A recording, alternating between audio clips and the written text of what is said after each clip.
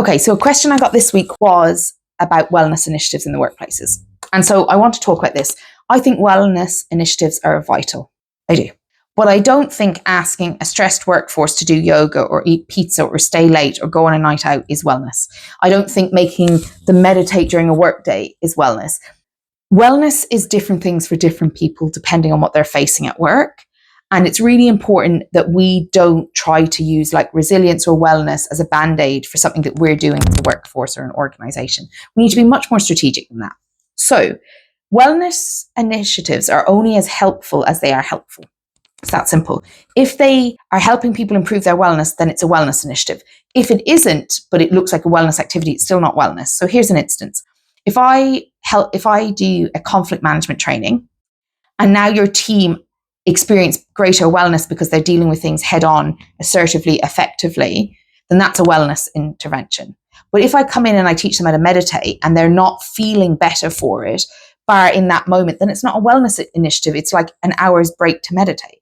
And I'm not saying that these things aren't valuable and people don't like them in the workplace, but we need to be really clear if we're doing a wellness intervention that it actually meets the needs of people. And too many times I've seen people say things like, we need to bring in an expert to speak about wellness. And then a keynote speaker comes in, tells everybody what they should do. People leave, feel worse, blah, blah, blah. Not great, right? Not great at all. If we're going to do wellness interventions, we just need to make sure they meet the needs of people. So if people need to know about a topic and they're interested in it, then a keynote is perfect.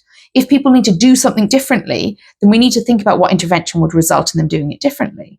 And wellness and inclusion are very close because inclusion is about the needs of the people in order to perform, and wellness is about their needs so that they can perform at work. We need to be careful when we collapse and make the workplace responsible for the full wellness of an employee, because then they stop interacting outside of the workplace. And we know, if anyone's read the book Careless People, there's some complications about this idea of meeting everyone's needs at work. If your workplace or our workplace is burning people out, expecting higher performance than usual, is under a crunch, all of those things, then of course the workplace needs to take into account wellness.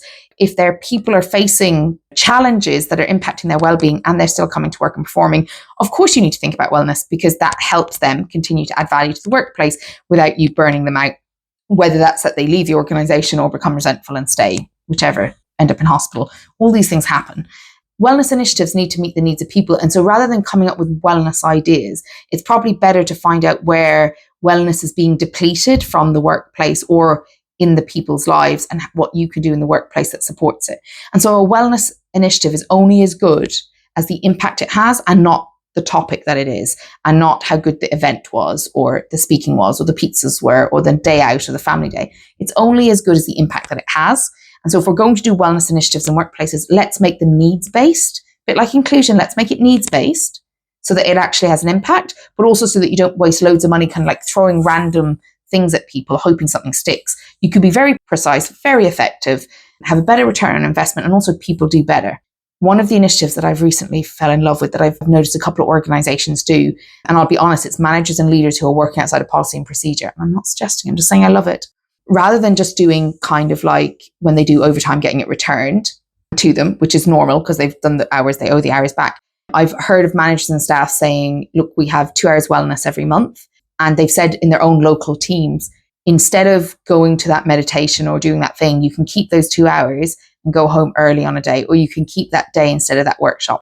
And what they're doing is they're saying to people, you can have the time to be well and make the decisions you need to make. And it's the same as everyone else is getting, except you get to decide what you need to do with it. I think that's really powerful because it's a needs-based approach. So if you have any other questions or queries or challenges that come up in your workplace, pop me a DM, which we treat them with confidentiality. We get rid of any identifying information. I talk about some of the things you can think about doing with them. So pop me a DM or pop comments below. What's your best example of a wellness initiative? And make sure you DM me with some things that you'd like me to talk about in the next video. Thank you.